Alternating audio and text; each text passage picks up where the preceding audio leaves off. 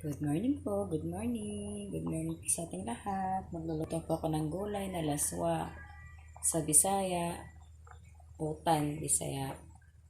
Ilunod natin yung ating kalabasa.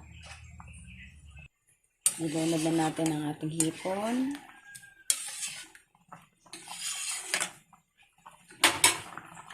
Ating hipon. Ilulunod ko na rin yung aking okra.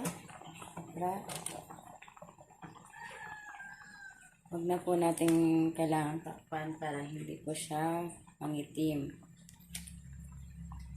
Para green pa rin siya tignan kahit naluluto na siya. Ito po talaga yung gusto kong ulamin po. Di ako mananawa sa ganitong gulay. Kasi ito yung kinakalikuhan ko. Haluin na po natin yan. Ilunod na rin natin yung lemongrass or tanglad. Tapos andito na rin yung alugbati, saluyot at malunggay. Ito po, healthy foods para sa ating katawan. Kaya kumain na rin kayo ng mga gulay para humaba ang buhay. Ayan po.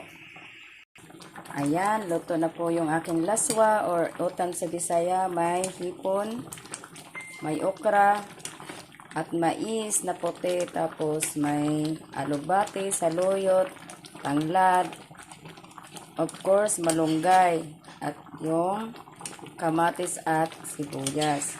Nakatimpla na po yan siya. Nakikita nyo naman, green na green pa rin yung dahon niya, diba? Kasi hindi ko siya tinatakpan. Pag nalunod ko na yung okra. Ayan po. Ayan po, kain na po tayo. Perfect combination. Dayok na may siling. Yung dayok po yung tuna intestine yan. Masarap po yan. Ayan po, let's eat po.